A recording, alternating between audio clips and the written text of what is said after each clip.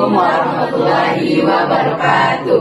Kami dari kelompok 1, nama saya Muhammad Abdul Faris. Saya Muhammad Jarian Gifari. Saya Muhammad Leonel Versa. Saya Muhammad Rian Fitra. Saya Lulu Roratul Jana. Saya Hafiza Ilmi. Saya Dipa Arsila Bahira. Saya Tessa Etulia Putri. Saya Adinda Salsabila Laira Putri. Kami akan mempersembahkan video anatomi kerangka dan organ tubuh manusia.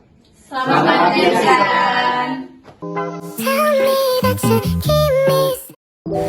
Anatomi skeletal.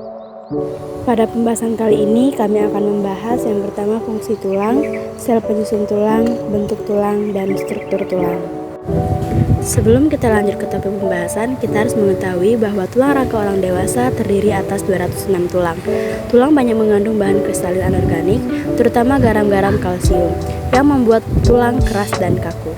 Tetapi sepertiga dari bahan tersebut adalah jaringan fibrosa yang membuatnya kuat dan elastis.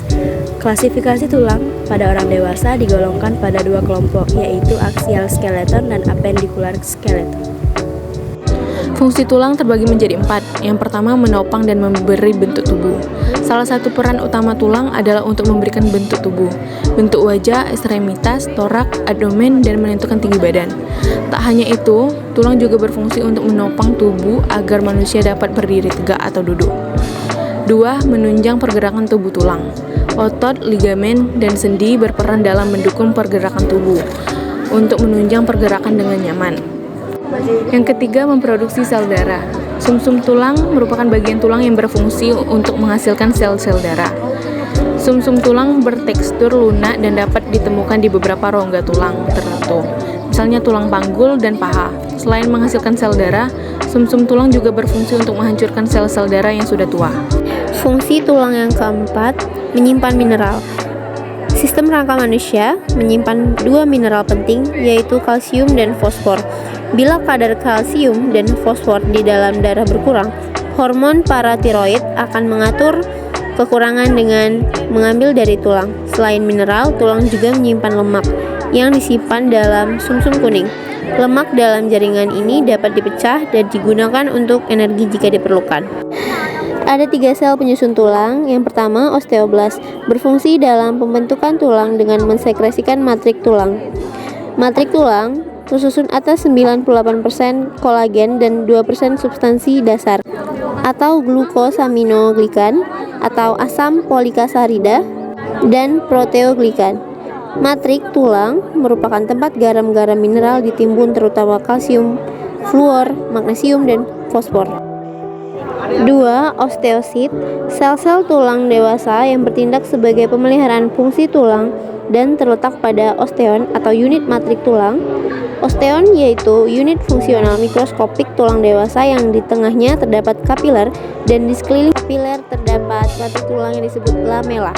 Di dalam lamela terdapat osteosit yang memperoleh nutrisi lewat prosesus yang berlanjut ke dalam kanalikuli yang halus atau kanal yang menghubungkan dengan pembuluh darah yang terletak kurang lebih 0,1 mm.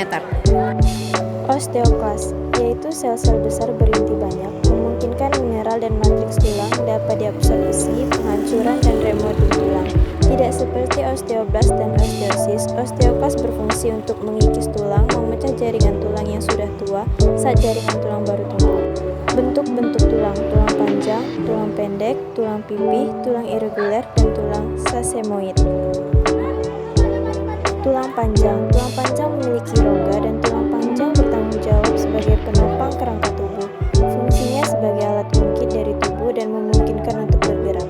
Contoh tulang panjang yaitu tulang paha, femur, tulang betis, fibula, tulang kering, tibia, serta tulang yang membentuk lengan yaitu humerus, ulna, dan radius. 2. Tulang pendek.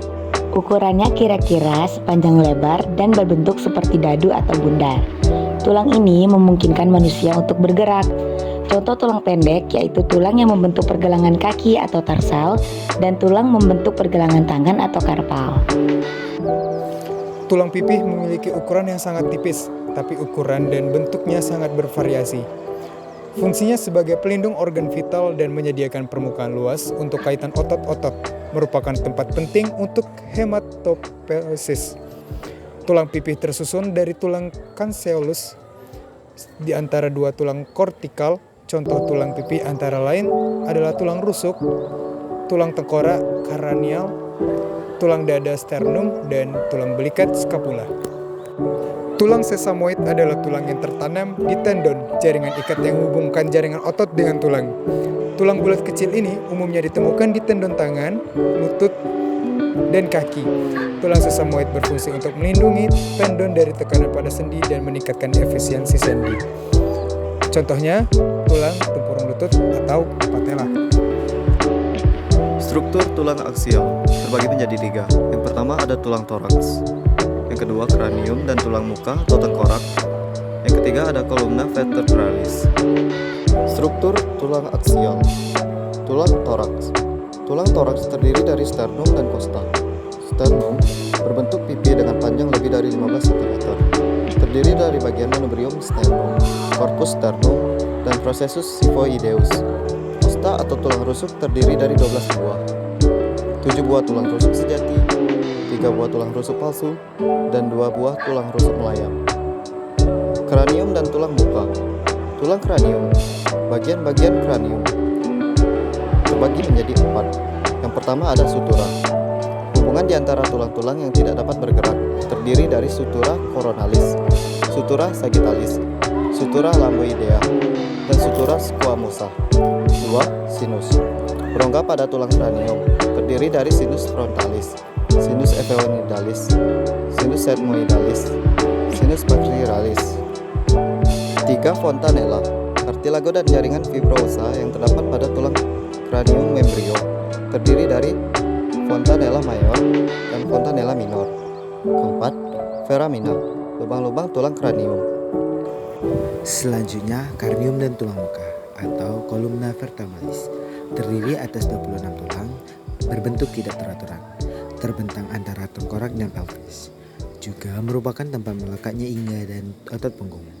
Kolumna vertebralis dibagi dalam 7 vertebra cervicalis atau tulang leher, 12 vertebra thoracalis atau tulang punggung, 5 vertebra lobis atau tulang pinggang, 5 vertebra sacrum atau tulang kelangkang, dan 1 vertebra coccygeus atau tulang ekor.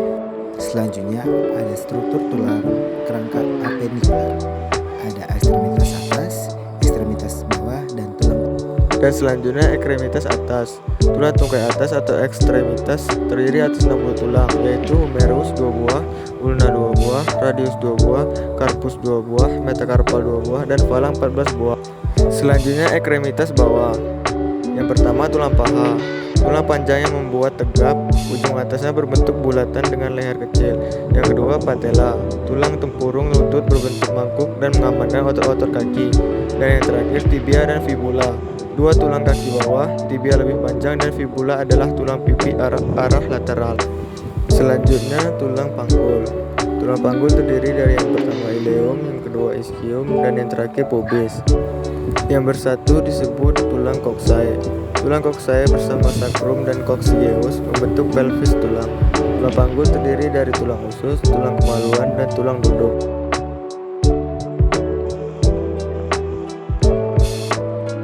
Sekian video dari kelompok kami.